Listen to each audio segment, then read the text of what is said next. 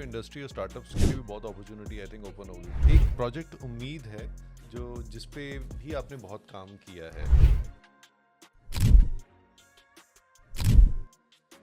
तो जब genome India जब अनाउंस हुआ फाइनली, तो एक ग्लोबली हमारी एक क्या रिएक्शन था? एंड ये प्रोजेक्ट एक मील का पत्थर साबित होगा। तो बीटी कॉटन आने के बाद में कॉटन का प्रोडक्शन एकदम हाईली राइज हुआ है। इसी दौरान आजकल बायोसिमिलर्स की भी बहुत बात हो रही है। वैक्सीन्स में बहुत अपना नाम कमाया है।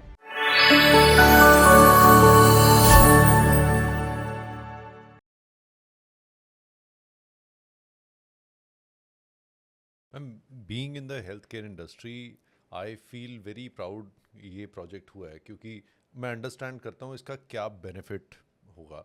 बट अगर हम समझाना चाहें सभी को कि ये अब हमारी हेल्थ केयर इंडस्ट्री को कैसे रेवोल्यूशनाइज करेगा आने वाले समय में, तो उसके बारे में अगर कुछ चीज़ें या कुछ वाक्य बता सकें। हाँ, बिल्कुल मैं बताऊंगी। सबसे पहले तो again first of all I thank you to our minister, honourable minister doctor Jitendra Singh ji, कि वो हमारे साथ थ्रू आउट द प्रोजेक्ट हमेशा रहे हैं। नेक्स्ट, ये जब डेटा सेट हमने आईबीडीसी में रेडी किया, जो कि हम रिसर्चर्स को दे पाएंगे, उस वक्त हमारे ऑनरेबल प्राइम मिनिस्टर ने हमें बहुत टाइम दिया। हम उसके really we appreciate and we are really thankful to him. उन्होंने थ्रू हिज मैसेज उन्होंने ये डेटा सेट रिसर्चर्स को डेडिकेट किया है। उनके ही वर्ड्स में मैं ये बोलूँगी कि ये कितना यूज़फुल रहेगा कंट्री के लिए। हमारे honourable prime minister Shri Narendra Modi ji ने इसको मील का पत्थर कहा है, जो कि जेनेटिक रिसर्च को बूस्ट करेगा। तो इसी में पूरी उसकी व्याख्या हो गई है कि ये प्रोग्राम कितना आगे चल के हमारे हेल्थ सेक्टर में काम में आएगा। उसके बाद में हमारे ऑनरेबल प्रेसिडेंट ने भी लास्ट ईयर के 26 जनवरी के एव में उनके एड्रेस में भी इसके बारे में मेंशन किया है। और our honourable prime minister as well as our honourable president, दोनों ने हमारे साइंटिस्टों को बहुत बहुत बधाई दी है, and they appreciated the commendable work done by our scientists and of course Department of Biotechnology। तो डिपार्टमेंट को भी बहुत बूस्ट मिलता होगा इससे। बिल्कुल बिल्कुल, हमें और हमारे आगे के यंग ऑफिसर्स को ऐसे प्रोग्राम से डेफिनेटली एक काम करने का एक रास्ता मिल जाता है आगे में अच्छे से। तो इससे जितनी भी जैसे रेयर डिजीजेस स्पेशली, उनकी प्रॉब्लम्स पहले आइडेंटिफाई हो पाएंगी या उनका ट्रीटमेंट और प्रिसाइज हो जाएगा? हाँ, जैसे मैंने आपको पहले भी कहा है कि जिनोम इंडिया हमने 2 फेज़ में हमने स्टार्टिंग में डिस्कस किया था।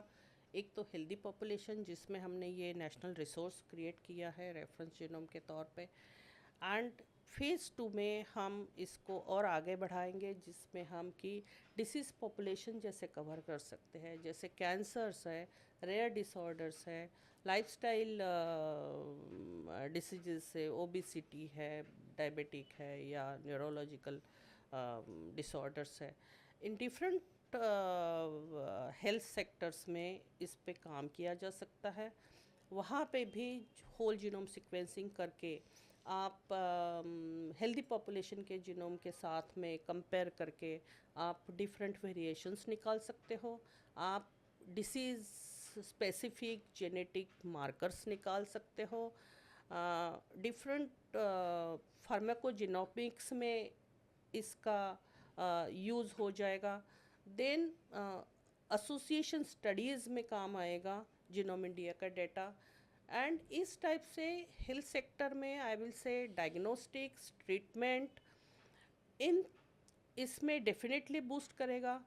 उसके सिवाय क्योंकि जिनोम इंडिया का डाटा इंडियन पॉपुलेशन का स्पेसिफिक है, अपने लोगों का है, तो अपने लोगों के लिए एक प्रिसीजन मेडिसिन, टारगेटेड थेरेपीज़ के टूवर्ड्स रिसर्च को बढ़ावा देगा। तो ये रिजल्ट हमें कितनी देर में दिखना शुरू हो जाएगा, मतलब इन डेफिनेटली मैं तो यही बोलूँगी कि जिनोम इंडिया का रिज़ल्ट ऑलरेडी जिनोम इंडिया के प्रोजेक्ट के कंप्लीशन के साथ ही आया है, क्योंकि हमने एज मैंने पहले बताया आपको कि 7 मिलियन वेरिएशंस ऐसे आइडेंटिफाई किए हैं कि जो शायद इंडिया स्पेसिफिक ही है, बट उसके सिवाय हमने डिपार्टमेंट ने इनिशिएटिव लेके कॉल फॉर प्रपोजल भी दिया है। अभी काफ़ी सारे प्रोजेक्ट्स, काफ़ी रिसर्चर्स ने उसमें एंथुजियास्टिकली प्रोजेक्ट सबमिट करे हैं। We will go through the process, we will fund different projects. तो वहाँ पे जिनोम इंडिया का डेटा यूज़ होके डिफरेंट और न्यूअर रिसर्च फाइंडिंग्स आगे आ सकते हैं। उसके सिवाय simultaneously I said we will work on phase 2 initiative also. तो I will not say definitely कि एक साल में ही सब कुछ आउटकम आपको दिखाई देगा, but definitely in next 3 years, after 3 years, क्योंकि अभी काफ़ी एडवांसमेंट भी हुई है बायोइन्फॉर्मेटिक्स टूल्स में भी, AI, ML and different technologies are there. तो जीनोम एनालिसिस भी थोड़ा फास्टर हो गया है, डिफरेंट सॉफ्टवेयर्स आए हैं। तो डेफिनेटली वी एक्सपेक्ट कि बहुत फास्ट रिजल्ट्स आएंगे, बट फिर भी एक रिजनेबल टाइम फ्रेम लेके मैं बोल सकती हूँ कि after 3 years we will see some good developments in diagnostics field definitely. तो इंडस्ट्री और स्टार्टअप्स के लिए भी बहुत अपॉर्चुनिटी आई थिंक ओपन होगी। डेफिनेटली स्टार्टअप्स के लिए बिल्कुल डेफिनेटली बहुत अच्छा मूव है उनके लिए। At this stage, maybe we are not directly sharing the data set with the private industry, keeping in view, क्योंकि हमारा भी अभी एक्सपीरियंस है। This is the first time DBT will have the experience कि इतना जो प्रीसियस डेटा सेट है हमारे लोगों का, तो हम कितना सेफ वे में उसको हम शेयर कर रहे हैं, उसकी सेफ्टी इंश्योर करना बहुत बड़ा इम्पोर्टेंट टास्क है गवर्नमेंट का। तो at this stage we will be sharing these data sets with the institutions, scientists working in institutions, but definitely उनके जो results आएंगे पब्लिश होंगे, based on those research findings startups can take up their work and they can initiate their projects. एक project उम्मीद है जो जिस पे भी आपने बहुत काम किया है। हाँ, उम्मीद इनिशिएटिव हमने स्टार्ट किया था 2019 में, almost parallel to genome India I can say. And जब ये IBDC प्राइड गाइडलाइंस ये सब कुछ चल रहा था, तभी उम्मीद इनिशिएटिव भी आया है। उम्मीद, the word itself is a hope. The program relates to rare disorders. Rare disorders में आपको पता है कि होप नहीं होती है जी। किसी को रेयर डिसऑर्डर्स रहता है तो बड़ी मिजरेबल लाइफ होती है। पूरी फैमिली सफ़र करती है। हाँ, एक सिर्फ पेशेंट ही नहीं बट पूरी फैमिली सफ़र होती है। तो इसलिए उम्मीद एक्रोनिम जो है हमारे प्रोग्राम का is a hope for such group of people I can say. तो इसमें actually it's a integrative program where we have funded the projects under 3 components. First one we call it Nidan Kendras. निदान केंद्रास में हमने government hospitals में हमने required facilities जो है कि जो minimum required facilities for diagnosis of rare disorders, जो हीमोग्लोबिनोपैथीज़ है और एंजाइम ट्रीटेबल डिसऑर्डर्स है, मेटाबॉलिक डिसऑर्डर्स है, डाउन सिंड्रोम है, लाइक दैट सम जो नॉर्मली अकर होते हैं वो हमने इसमें कवर किए हैं। तो फैसिलिटीज़ हमने गवर्नमेंट हॉस्पिटल्स में ही फंड किए हैं सो दैट इन फैसिलिटीज़ की सस्टेनेबिलिटी इंश्योर किया जाएगा। दूसरा, हमने डॉक्टर्स जो कि रेगुलर डॉक्टर्स हैं, एम्प्लॉयज़ इन दी हॉस्पिटल्स, हमने उनको ट्रेनिंग दिया है, 6 months training. It's not like just 15 days और 1 month, it's 6 months training, so that these government doctors, they take the training, they go back to their hospitals, or they can again start the activity there, or we call them as our prospective PIs for निदान केंद्रास. तो जब doctors वापस अपने hospital में जाते हैं, they can apply for निदान केंद्र, सो दैट हम वहाँ पे भी फैसिलिटी क्रिएट करें. तो इस टाइप से इसका स्प्रेड हो रहा है. तो ह्यूमन रिसोर्स डेवलपमेंट भी हो रहा है जो ह्यूमन जेनेटिक्स में. दूसरा बात, हम इंफ्रास्ट्रक्चर भी दे रहे हैं. तीसरा कंपोनेंट है, we cover aspirational districts, where हमारा जहाँ पे हमारा आउटरीच प्रोग्राम है, जहाँ ईच प्रोग्राम में हम पर ईयर 10,000 वीमेन, 5,000 चिल्ड्रेन हम स्क्रीनिंग के लिए कवर करते हैं. ये सिर्फ स्क्रीनिंग वाला ही प्रोग्राम नहीं है, बट ये अवेयरनेस वाला प्रोग्राम है. एंड इसके लिए हमने स्पेसिफिकली एस्पिरेशनल डिस्ट्रिक्ट्स हमने आइडेंटिफाई किए हैं कवर करने के लिए, क्योंकि government has already identified these districts as aspirational districts, keeping in view कि वहाँ पे एक गैप एरियाज़ है हेल्थ सेक्टर में या डिफरेंट सेक्टर्स में, जहाँ पे गवर्नमेंट को और काम करने की ज़रूरत है. तो ये गैप आइडेंटिफाइड डिस्ट्रिक्ट्स जो है उसको इस प्रोग्राम में हमने कवर किया है for screening purpose and awareness purpose. तो it's a integrative program, and इसका टारगेट एटलीस्ट मेरा ये अपना विजन है कि थ्रू दिस प्रोग्राम, क्योंकि हमारा डिपार्टमेंट ऑफ बायोटेक्नोलॉजी एक R&D बेस्ड गवर्नमेंट डिपार्टमेंट है. मेन रोल है हेल्थ मिनिस्ट्री का. तो जैसे अभी इम्यूनाइजेशन प्रोग्राम एग्जिस्ट में कर रहता है, उसी टाइप से एट अ लेटर स्टेज जब government will think of having a national screening program for genetic disorders, तो ये जो डिपार्टमेंट का उम्मीद प्रोग्राम के थ्रू डिफरेंट निदान केंद्राज है या अवेयरनेस प्रोग्राम इन एस्पिरेशनल डिस्ट्रिक्ट्स है, या जो स्ट्रेंथन वाला मैन पावर है, डॉक्टर्स है, वो that will create a complete ecosystem to take ahead it towards the national screening program. तो later on में भी अभी हम इसको प्रोजेक्ट मोड में फंड कर रहे हैं. इन पायलट स्केल इटसेल्फ जब हमने सिर्फ 5 निदान केंद्र दिए थे, 7-8 ट्रेनिंग सेंटर्स फंड किए थे, and around 5-6 aspirational district cover किए थे. Out of that pilot scale project itself हमने अराउंड 3 लाख इंडिविजुअल्स को बेनिफिट हुआ है, covering pregnant women and children. Preventive action हो जाता है. यस, प्रिवेंटिव एक्शन हो जाता है. उसमें अराउंड 3,400 पॉजिटिव केसेस भी मिले हैं, and out of those 3,500 some around I think maybe small number, but जहाँ पे हमने एक प्रिवेंटिव मेजर्स दे के वहाँ पे प्रॉपर एडवाइजरी देने में आई है. When we talk about rare disorder और जेनेटिक डिसऑर्डर, यहाँ पे एक मेन बेसिक इंटेंशन इस प्रोग्राम का वही है कि preventive is better than cure, क्योंकि रेयर डिसऑर्डर में क्योर तो आम लोगों के रीच की है ही नहीं, कहीं कहीं तो है ही नहीं, जहाँ है वो आप सोच ही नहीं सकते हो. तो इसलिए, but simultaneously I will definitely give emphasis on other aspects also of उम्मीद. उम्मीद सिर्फ सोसाइटी के लिए प्रोग्राम नहीं है, it is not only for awareness और स्क्रीनिंग.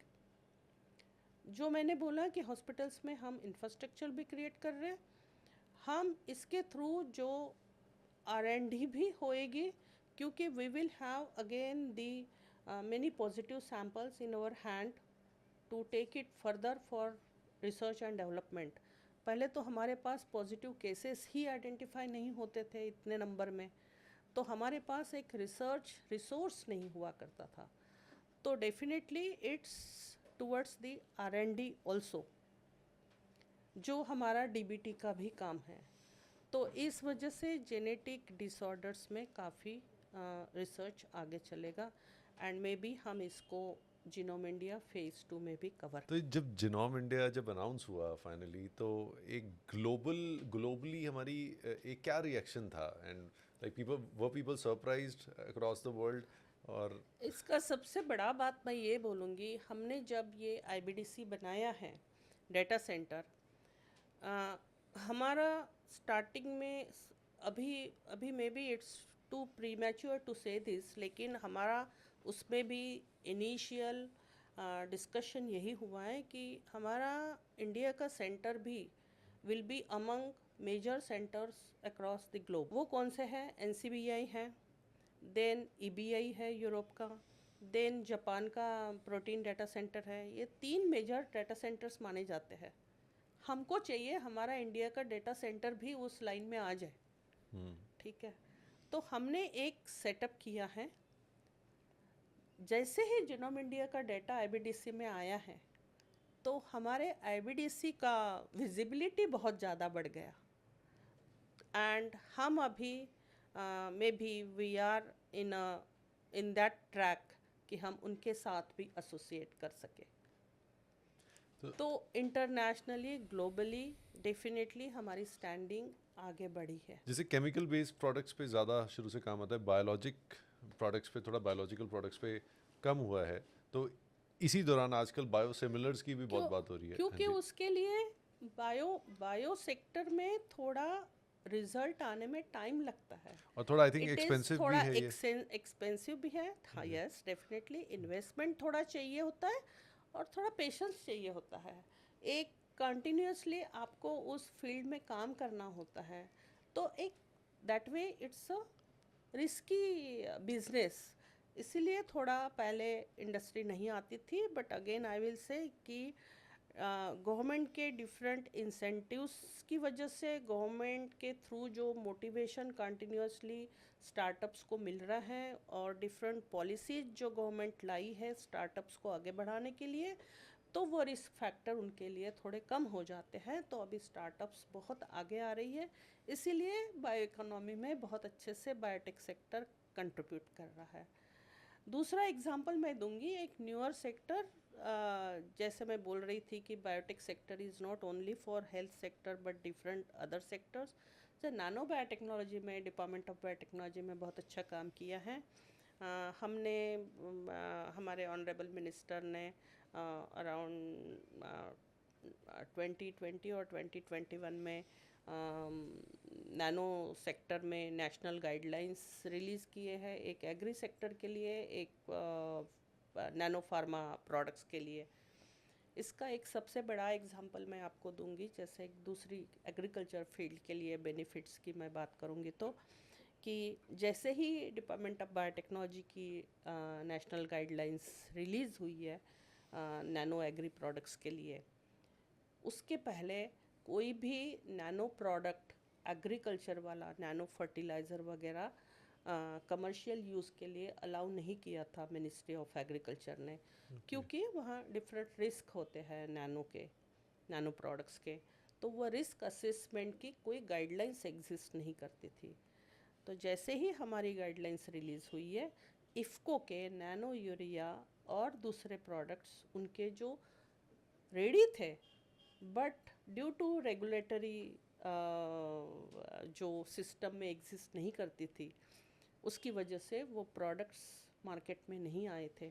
और जैसे ही इफ़को के प्रोडक्ट्स नैनो यूरिया वगैरह बाहर आया है, कमर्शियल हुआ है, आपने अभी रिसेंटली एक न्यूज़ सुनी होगी कि यूरिया का इंपोर्ट देश में बहुत कम हुआ है। जी।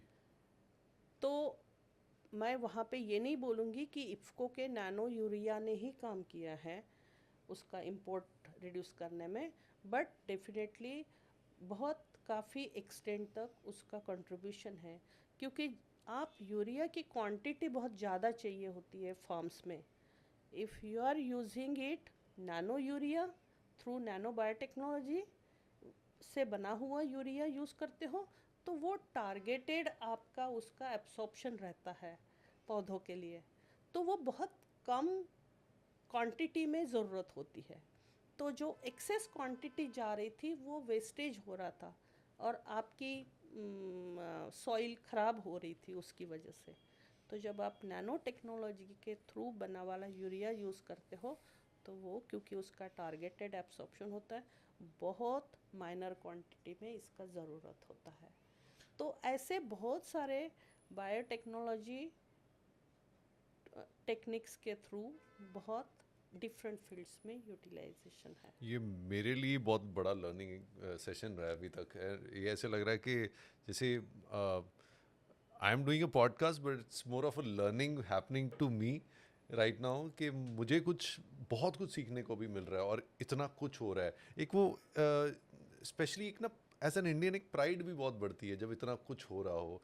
And thanks to you ma'am and thanks to your team कि आप इतना अच्छा काम कर रहे हैं और सबको इंस्पायर कर रहे हैं। मैम, आपका जो करियर बहुत डेकोरेटेड रहा है, बहुत बदलाव होते आपने देखे हैं, बहुत चीज़ें बनती देखी हैं, और ये एक तरह से इंस्पिरेशन होनी चाहिए लोगों के लिए, क्योंकि रियल हीरोज़ ज़्यादातर ऑफिसेज में छुपे होते हैं तो you are a real hero for India.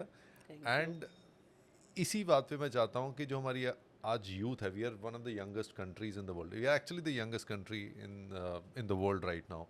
तो जो साइंस में खासकर कुछ करना चाहते हैं उनके लिए क्या मैसेज है, और वो भी जो इंडिया से बाहर हैं इस समय और इंडिया वापस आके कुछ करना चाहते हैं साइंस में? इस पे तो मैं एकदम से आपको वहाँ ले जाऊंगी जो हमारे ऑनरेबल प्राइम मिनिस्टर ने विकसित भारत का 2047 के लिए टारगेट्स बना के रखे हैं, जिसमें एक 2030 तक का बायो इकोनॉमी को अराउंड 300 बिलियन तक पहुंचाने का भी टारगेट है।